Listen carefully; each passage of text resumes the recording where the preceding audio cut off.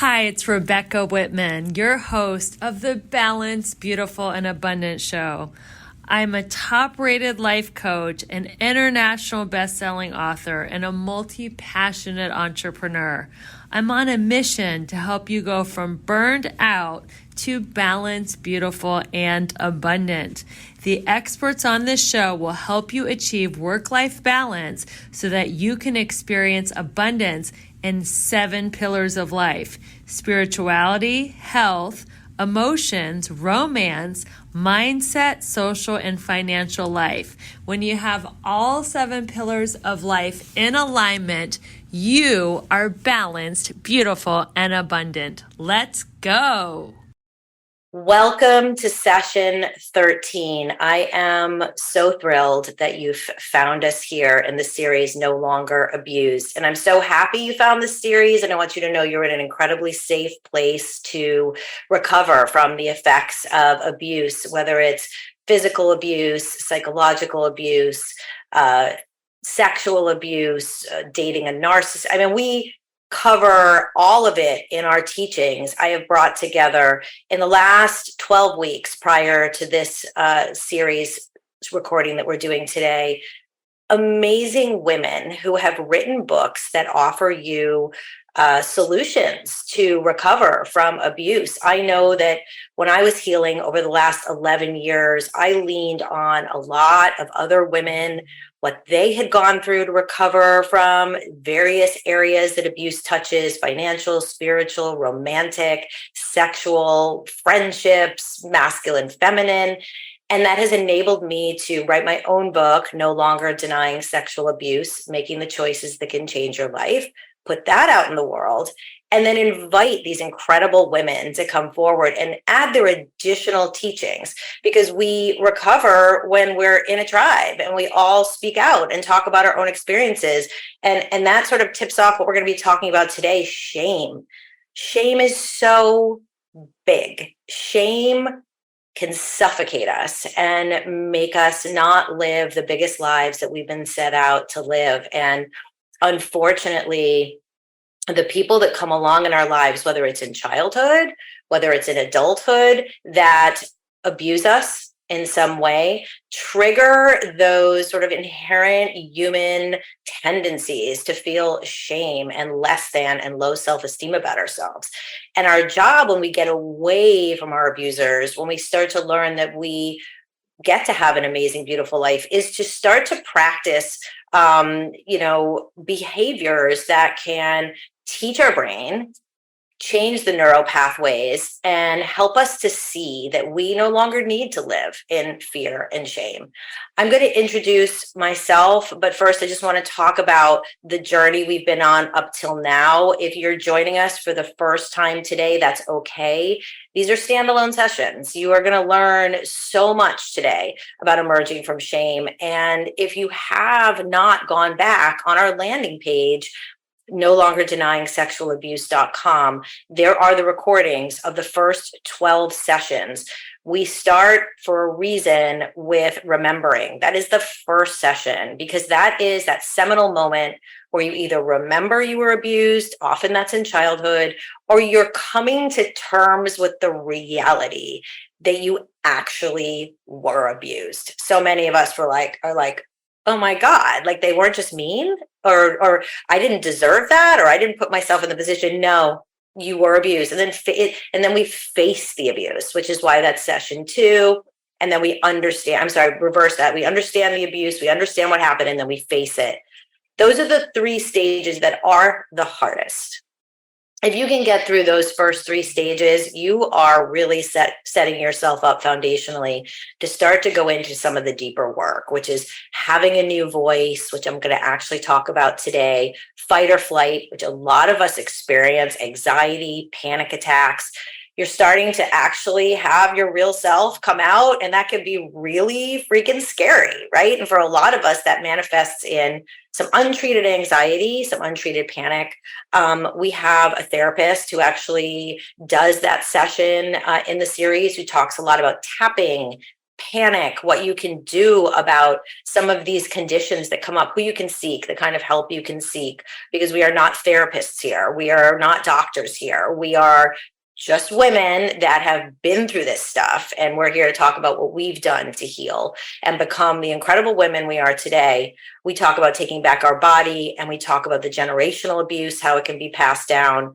And then as we start to get into the later chapters of the book, around now, this is there's 21 chapters in the book. We're about halfway through.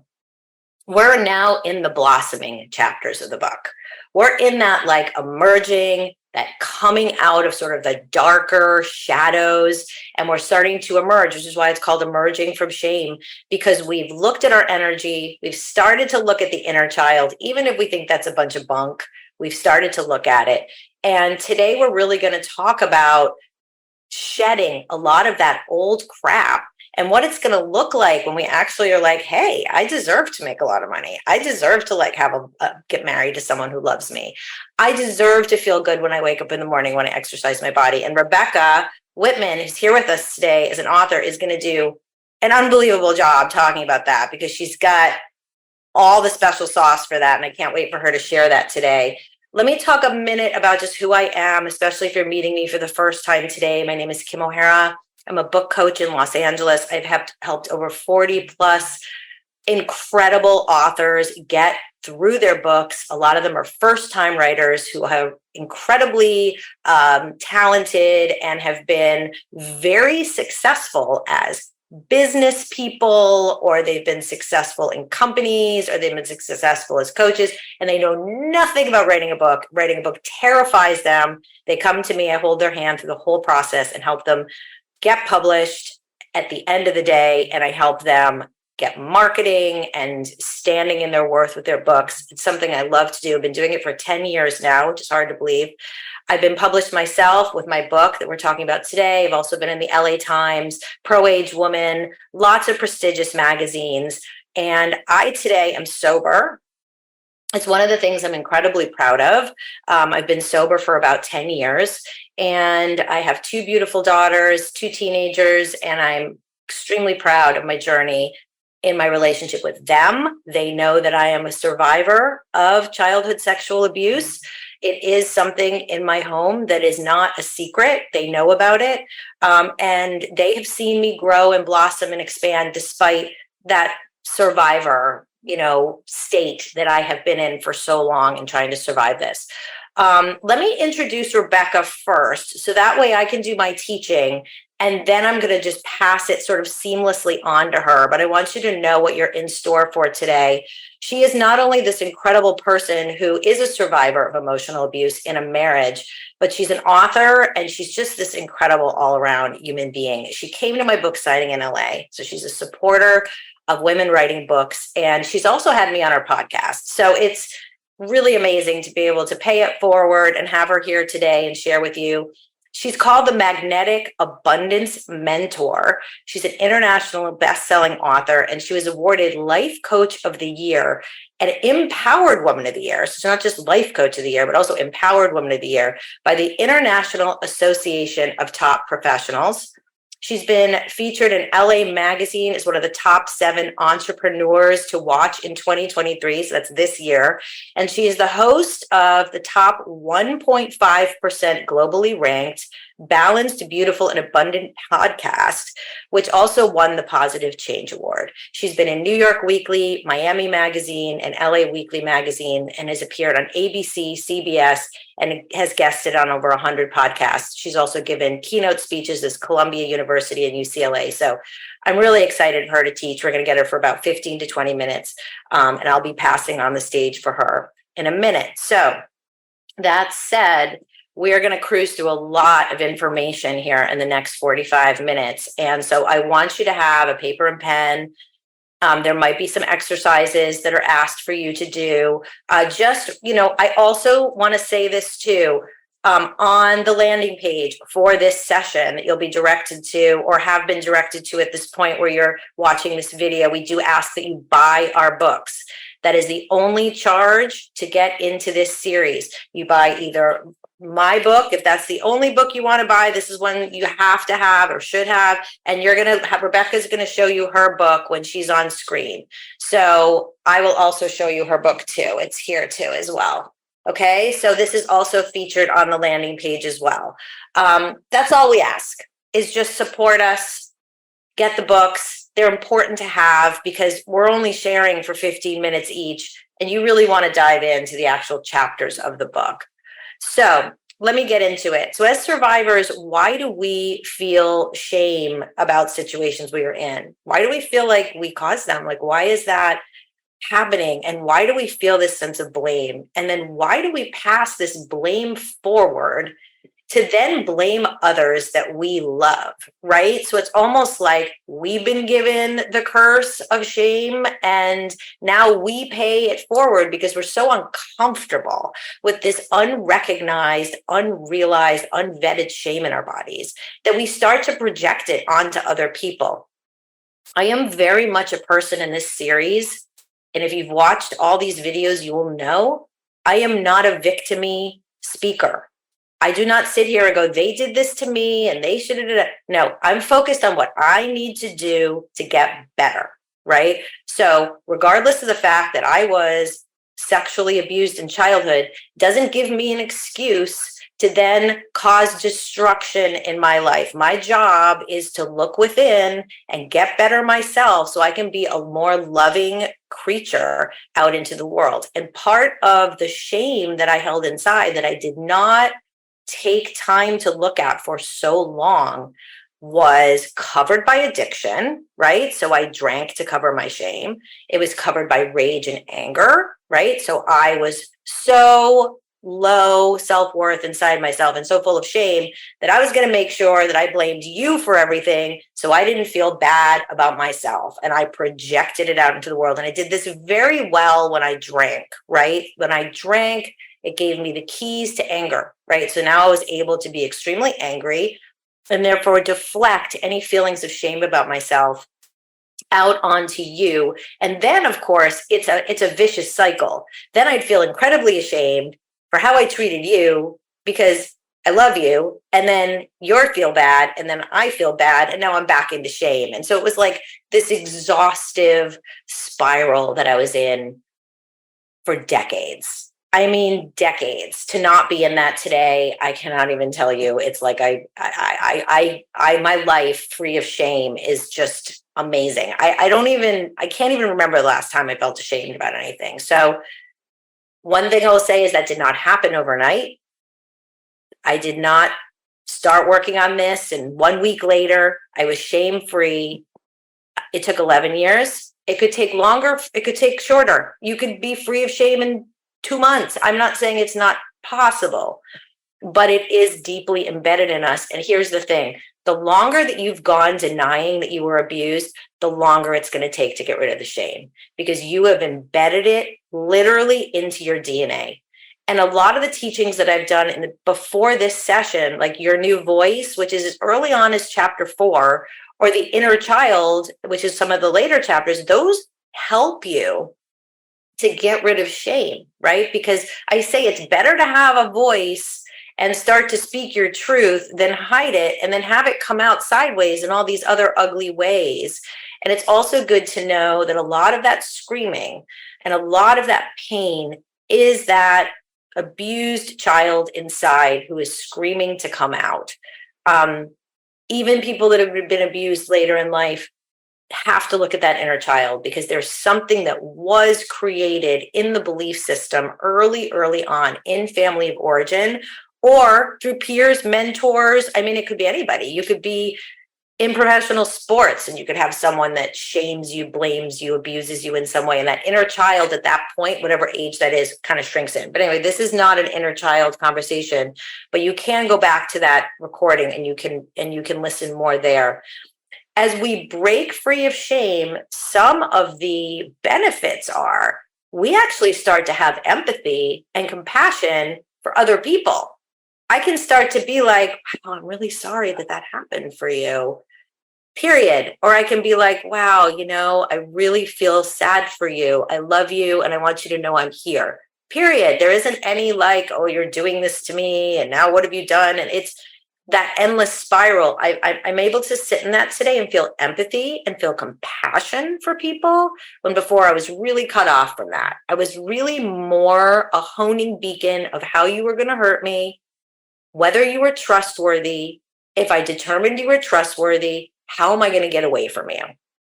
That was basically my modus operandi, which is why for a very long time, up until recently, I was not able to be in very good relationships, because I was still working out a lot of that shame and trust issues. I also lived in a protective shell, which is something we do when we're in shame, right? We come off as looking like so great. You know, I always had the good like hair and the clothes and the stuff, whatever. And I was in this protective shell that was inside. Like, really, I wasn't who I was projecting, who I was saying I was. But I thought that that's what I needed to do to make it work in the world. And that lasted for a while, until I started to realize that my insides really needed to reflect my outsides. And that started to sort of change how I showed up in the world and what I looked like and how I wanted to appear. Let me talk about for a minute the relationship with sound. This is a unique thing I talk about in my book, and it may not apply to everyone, but I did want to mention it. Because I lived in this sort of isolation tank emotionally within myself, and I didn't have a lot of access to my own feelings, right? I had two feelings: incredibly upset or deliriously happy. And there really wasn't any modulation of anything in between. And everything in between was extremely confusing. So when I heard other people's feelings that came through with sounds, it was almost like I wanted to rip my skin off, right? So if my daughter, and we're talking years ago because my children are teens now, but when my daughter was singing really loud in the bathtub, I'd want to cream her. I was like, oh my God, if she doesn't shut up, I'm just gonna like the innocent joy of being in the bathtub was cringy for me. It was like I couldn't hear it. It was like she was invading my space. It was a very like, you know, internal triggering experience. And then I'd feel like such a monster that I was this mother who wanted my daughter to just shut up, right? It was even as bad as just a couple of years ago. You know, I have this cat and he's fine and all intents and purposes. I share about this all the time, actually, when I'm in an AA meeting, and the cat lovers probably can't stand me, but his meowing sometimes makes me just want to throw him out the window because it's so guttural and it's so raw. And I'm just like, shut up, right? But I've learned, again, with compassion to go, oh my God, hey buddy, you know, like, what's up, you know? But before, it used to be really bad. And that's because I didn't have, when I was abused as a child, and I'm going to say here, this is the only time I'm going to give a tiny trigger warning on this video. I'm not going to say anything graphic, but when I was abused as a child, I was silent. So that means that I went into my adult life with a stifled voice. I didn't know how to make sounds, right? So a lot of survivors learn how to scream into pillows. Breath work can be really helpful when you do like a primal scream into a pillow because you've never been able to scream or like let those sounds out. So hearing other people just freely make sounds was so like, you're not allowed to do that. I'm not allowed to do that. I was told not to do that. And today I've learned I sing out loud and I'm happy when people make sounds and I can joke about it. And it's like, I'm in finally the flow of sound in my life, which came through a lot of stuff. I've been to a lot of sound baths and I've been to a lot of sound healings, and I've had to have laughing jags. You know, my boyfriend and I laugh hysterically all the time. And I've had to listen lately to the like sound of laughing and think, oh my God, that's me laughing so hard, and be so celebratory to the laughing. So that's really important to talk about, is the sound.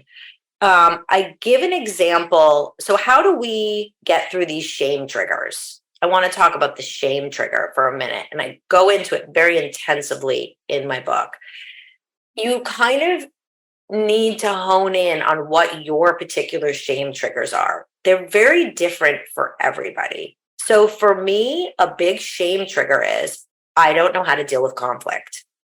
So if I believe that I don't know how to deal with conflict, if I inherently believe that story, then I will do things that aren't healthy to get out of the conflict conversation, right? And so I actually have to practice like sinking into my body, getting aligned with like all the, feelings, the nervous feelings, and then practice conscious conversations with people, asking for what I want and need, while also expressing my awareness of where they might be in that situation. This is like super adulting, right? This is like, whoa, kind of stuff. But when you can learn to master this, it is like life changing on all levels of your life, in any area that you want to ask for what you want and need, which is where a lot of our shame lies, right? So I give an example of my book, like, say a neighbor has been parking too close to your driveway.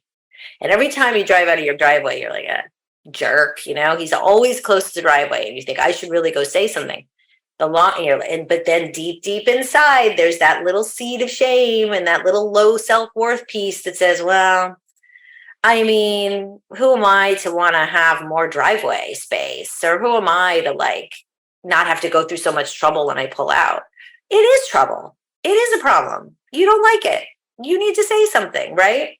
So practicing being able to go to them instead of letting the anger build up where you're really pissed off at this person, and call them names or, do something challenging, you can say something like, hey, every time I pull out of my driveway, I almost hit your car. And it's really worrying me because I know you really love your car and I really don't want to hit your car. And neither one of us have time to go to the auto body shop. So would it be possible if you just scooched a little bit up? So every time I pull out, this is a conversation that's involving the needs of both parties, right? Without going to conflict. But in my mind, before I go to that place, I want to take a good week to think about not all the alternatives to that healthy conversation. So I know that's a trigger. So I literally go and have the conversation as quickly as I possibly can before the overthinker gets going and starts to create scenarios that are going to be less pleasant for me and for the person involved. So that's just something to think about. Know your shame triggers because you want to bypass the patterns so you can have a life of more emotional freedom and self-identification. I outline in my book some other ways to take contrary action. And I'm just going to go through these really quickly.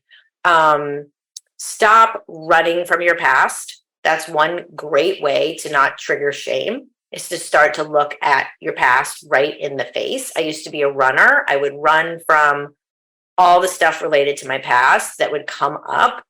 And if I ever had any feelings, I would get pretty much feral about it. And I'd want to get out, whether that literally meant leaving a restaurant and running down the street in high heels, or emotionally running from the conversation. So stop running from your past, replacing that shame feeling with like a new host of feelings.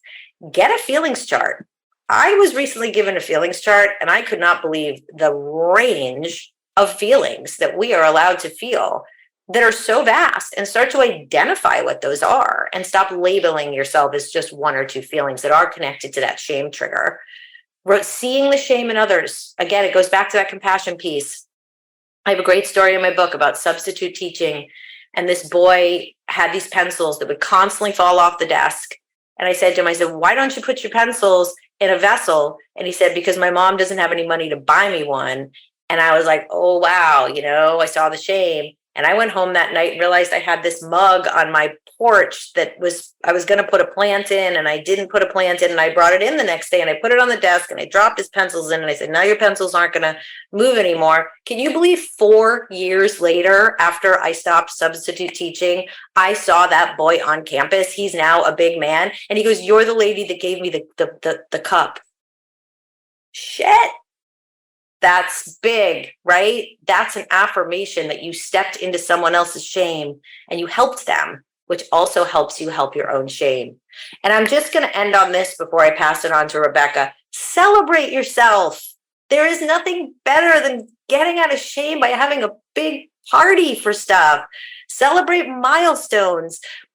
Don't even sell it. Just celebrate you had a good day, but really celebrate. We get so like, as we get better, one thing I will say is we get a little cocky and we stop celebrating ourselves too, right? So it's really important to like stand up and be like, yeah, I've done good. Yeah, I'm a year older, but I look good. Yeah, I've done this. Yeah, I've done that. Have parties, invite people, share your joy with them, reflect that back out into the world because it comes right back at you, right? And we need that. We need that fortification.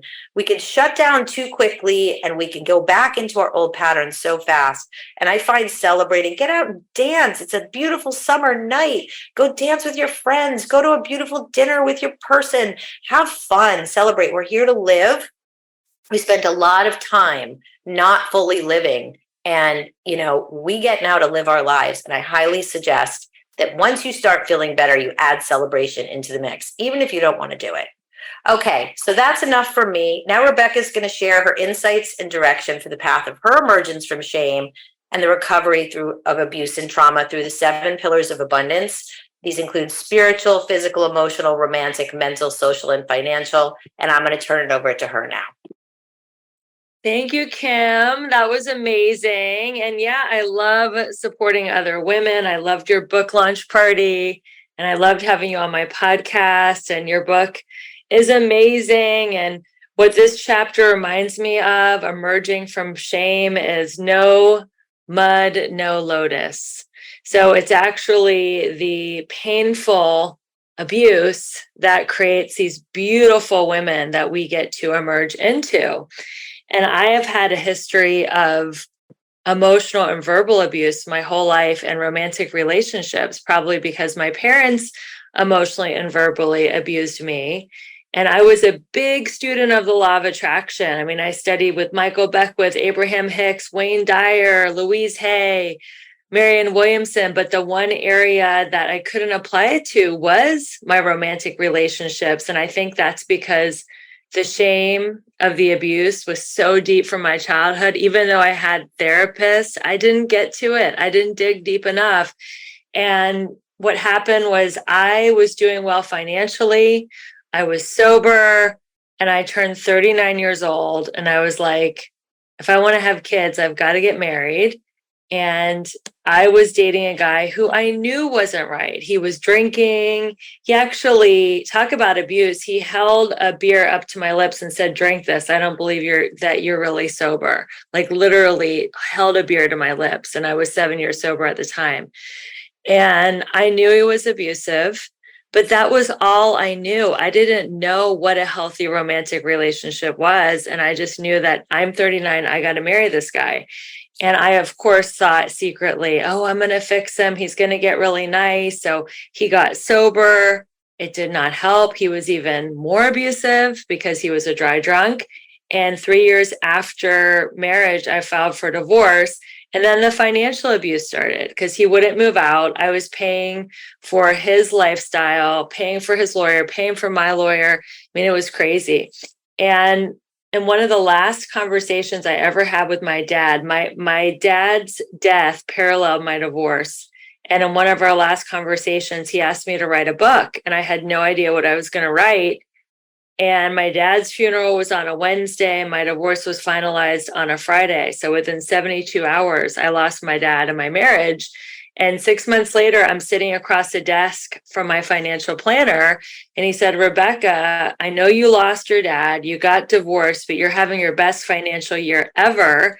And I think you should write a book and share with women how you became so resilient this year and how you actually became a millionaire this year while you had such tragedy.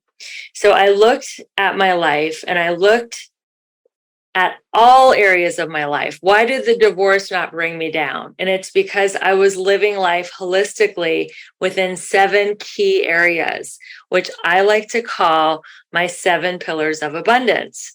And these are the things that I did to pull myself out of shame.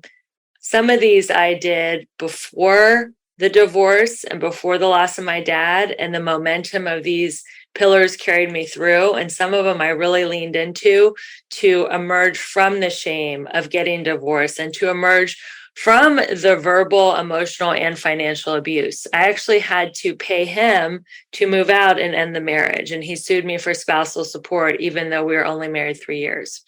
So what did I do to go from completely devastated by this divorce, emotionally distraught about my dad, to becoming what I like to call balanced, beautiful, and abundant, which is the goal for me, is to be balanced, beautiful, and abundant. So the first pillar of abundance is spirituality.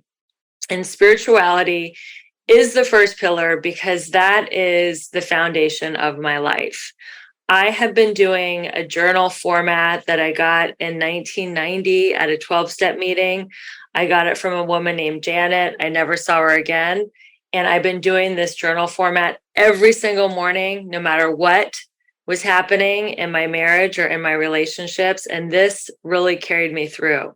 I also, in a morning practice, read from spiritual literature and do prayer and meditation. And I really believe that if you are connected to a power greater than yourself, whatever that is, nature, God, Allah, the universe, Jesus, Buddha, whatever you call it, as long as there's something that you can have faith in, that you believe is going to carry you through, because walking out of shame takes a lot of courage. And I couldn't do it by myself. I had to have faith that there was something bigger than me that wanted me to get to the other side, that wanted me to be balanced, beautiful, and abundant at the other side. Spirituality is so important to know that there is something out there that loves you more than anything you could ever imagine. So spirituality is the foundation of living a happy life and emerging from shame. The second pillar of abundance is fitness or health. Now, I remember when I was going through the divorce, and even while I was in the abusive marriage, I would work out in the morning no matter what. No matter what, I would do my morning ritual, my spirituality, then I would go right into my fitness. And I remember my ex-husband would make fun of me. He'd be like, "Oh, you're going to the gym. Where's your six pack?" Like, he would actually make fun of my body. He would say, "I don't even believe you're going to the gym because you're not sweaty. I think you're like having an affair." He would give me a lot of verbal abuse around this practice of going to the gym. But I went religiously, and I went to the gym no matter what. And I really believe that when you exercise, you're showing yourself that you have self-love. And especially if your body was abused, it's very healing to show your body self-love by working out and taking care of your body. Health and fitness is also eating well, eating nutritiously, hydrating your body, drinking plenty of water. When I was in an abusive relationship, I had a lot of negative feelings, and I had to move them out of my body through exercise and through water. I would feel so much anger and so much pain, and I would just use that to work out. I think it's such a great outlet for shame and pain. So that's the second pillar.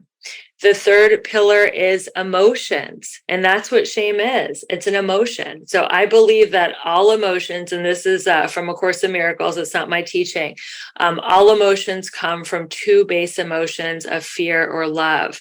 So shame, blame, jealousy, resentment, bitterness, that's all fear. And then happiness, contentment, bliss, appreciation, gratitude, excitement, that's all coming from love.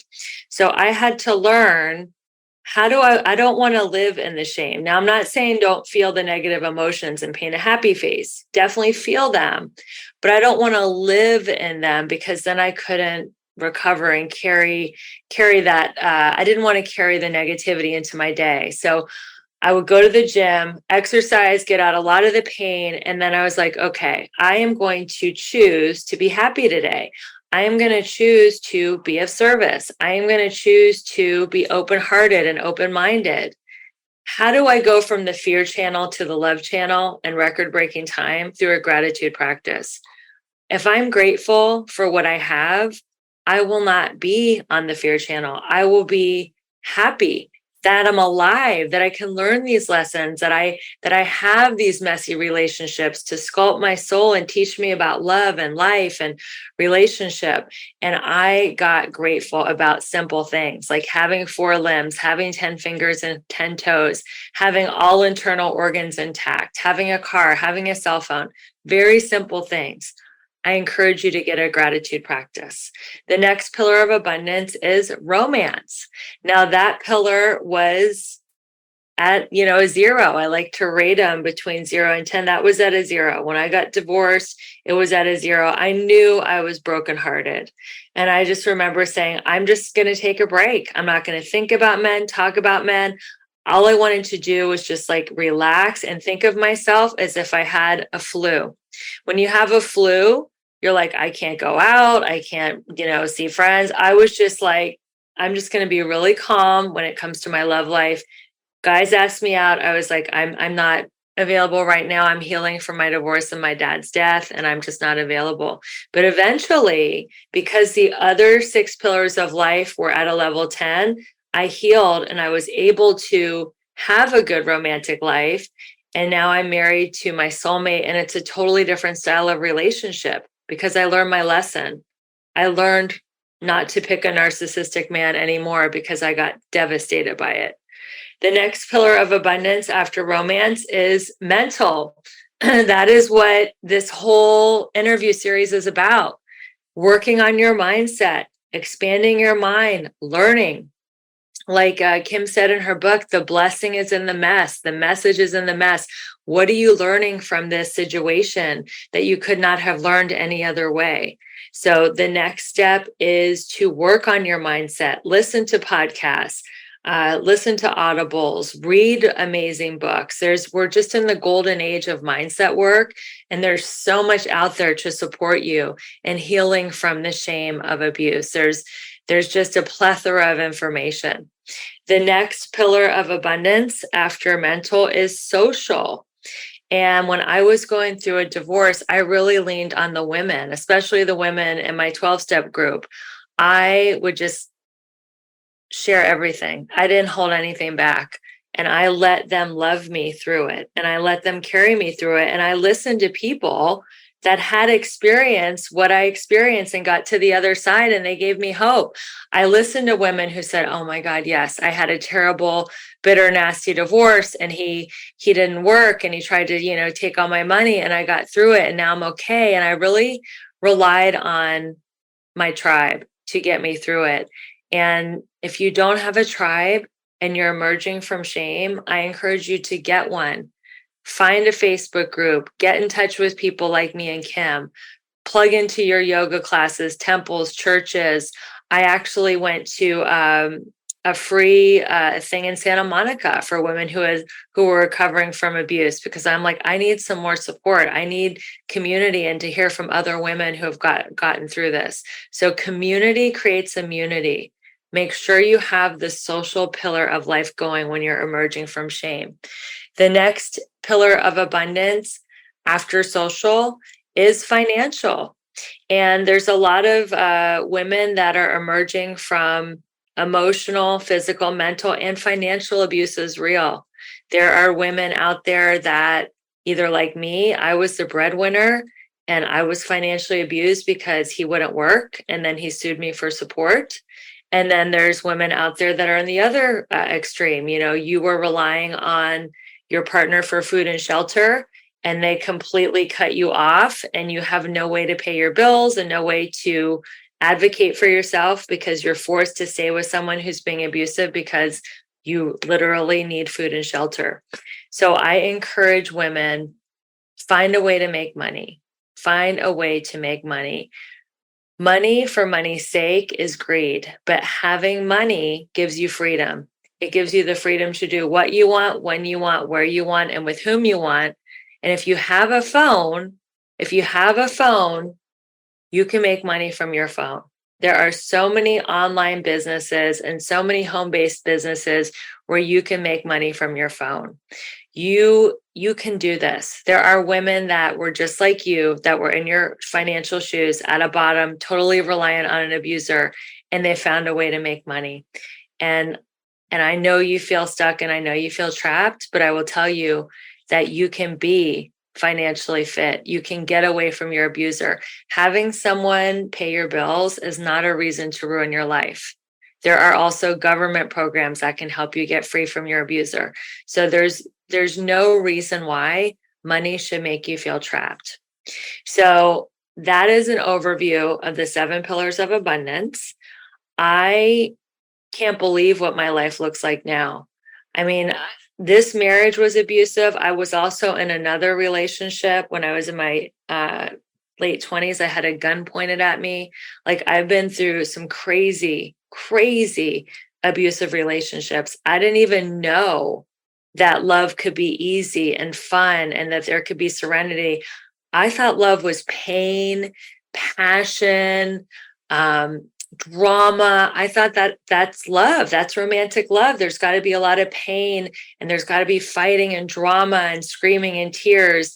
And now I'm in a relationship that is totally different.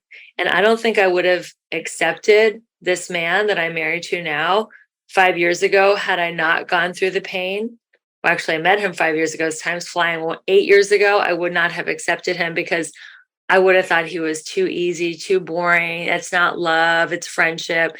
And now I know that love is very gentle. It does not have to be mean and harsh and abusive.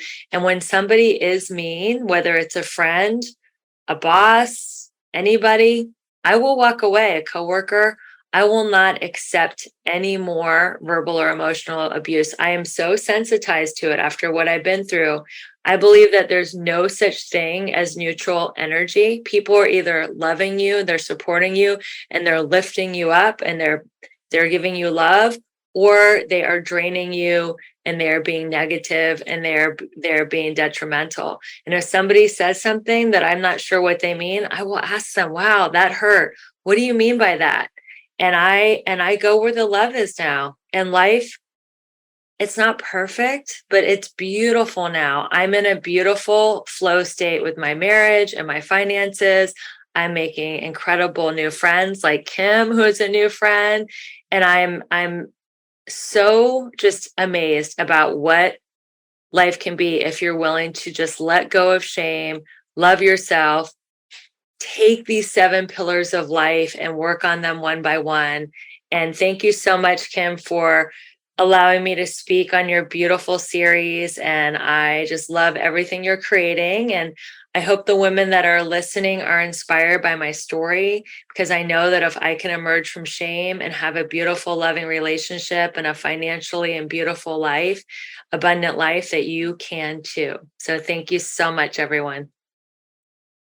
Thank you, Rebecca. That was so amazing. And if you want to unmute, we can have a little conversation here for a second. I wanted to just point out something you said that really, like, I underlined. I mean, first of all, like, I took a million notes.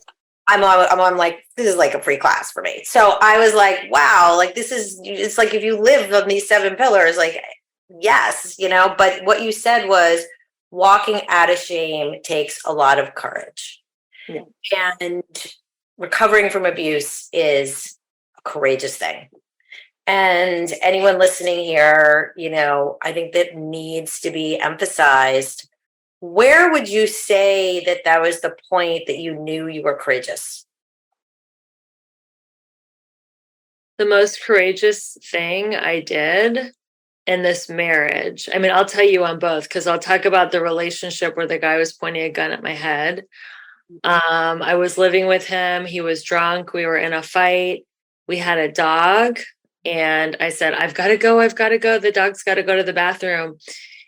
This was pre-cell phones, to date myself. And I went to a hotel. I used a payphone. I called the police and said, I can't go home tonight. There's a drunk guy with a gun and I don't feel safe. That was the most courageous thing I did. And that saved my life, because had I not done that, I might not even be here today on this interview. So that was a huge act of courage. And that took a lot, to get away and to call the police on him. A lot of women will not, they're so loyal and they're they have Stockholm syndrome, that they don't want to get their abuser in trouble of any kind. I didn't know that he had left Kentucky because he had a DUI and that he was wanted by the state of Kentucky because he was not allowed to leave. He was on probation. So he ended up getting arrested that night, and I never saw him again. And that's a really good point. That's part of the denial. Part of the denial that we carry from our abuse, either emotionally, sexually, all of that, is we don't do the proper investigation. And I'm not saying that to shame anyone. It's just, oh, it's fine. Oh, I'm sure it's fine, right? Versus because I know when I started really vetting people in my life, when I started really owning that my life was worthy and that I had the right to surround myself, like you talked about, with people that are beautiful, that seriously, if anyone starts to be a jerk to me or has any edge of something, I don't have time. I don't care if you had a bad day. No, show up with integrity. But before I started doing this work, I would feel ashamed if I wanted to check out somebody's track record, or I'd sign up for their story. I'd be like, okay, all right, that sounds good, right? Because I didn't have any worthiness, right? And I think that now that I'm in the place I'm in today, it's I would do checks on people. And I also I follow my intuition too, sometimes with people. I'm not so paranoid, but I definitely follow my gut. And if I feel like something needs to be further investigated, I don't feel shame anymore for protecting myself. And if that person shames me for trying to figure out something about them, then that's a red flag too, right? Oh, for sure. And the other moment of courage was just filing my divorce papers, because I told myself at the end of, I don't even remember the year, 2014, I'm going to do it. I'm going to do it by December of this 2014. And then that had come and passed. And then it was July of 2015, 6 months later, and I had procrastinated. Finally, I had to go with a friend, and she went with me to file for divorce and meet with my lawyer, because I was so scared to do that, just to make that first step, even though I wanted to be out. And that just goes back to your point that's talking about when you started sharing in AA meetings and you started finding that you couldn't do this alone. It's we don't have to feel shame for asking people to go with us to things. We don't have to be these warrior women all the time. We can be, but bring other warrior women, right? And then in the numbers, we gain more courage in our recovery, because, we don't have to do this alone. I just want to thank you so much for coming today. It's been an absolute pleasure to hold this space with you and share this out in the world, and your incredible, talk that you give. You're such a beautiful speaker. If you're tuning in today, please know that this will be up. You're watching this because it's up on the landing page. Please share this with anybody you think that needs it. The whole purpose of this series is to put it out into the world and have it reach all those women that are still suffering, that are not facing that they've been abused, that are still under the shadow of shame. And so all we ask is, if you enjoy this, please share it on social. Please forward it forward. Please let anyone you can know, because that's the purpose of this whole series, is to pay it forward and put it out into the world. Our next recording will be on denial memories, and I look forward to seeing you there. Thank you so much for listening to the Balanced, Beautiful, and Abundant Show. I'm your host, Rebecca Whitman, taking you from burned out and overwhelmed to balanced, beautiful, and abundant. I am hosting a weekly women's circle on Tuesdays at 12 p.m. Pacific, 3 p.m. Eastern, where you get to experience my coaching for free. It is open and it is amazing for accountability, support, and community. All you have to do is go to the link in bio to reserve your spot, and I can't wait to meet you on a live Zoom call.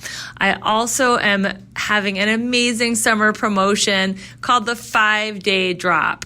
Lose 5 pounds in 5 days, guaranteed. It's a great way to detox your body. It's a metabolism reset, and it will help you feel balanced, beautiful, and abundant all summer long. So make sure you go to the link in my bio to learn about the 5-Day Drop.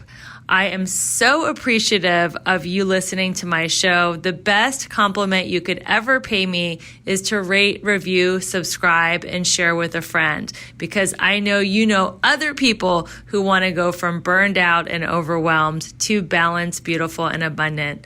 Thanks again for listening, and I look forward to seeing you on the next episode. Bye.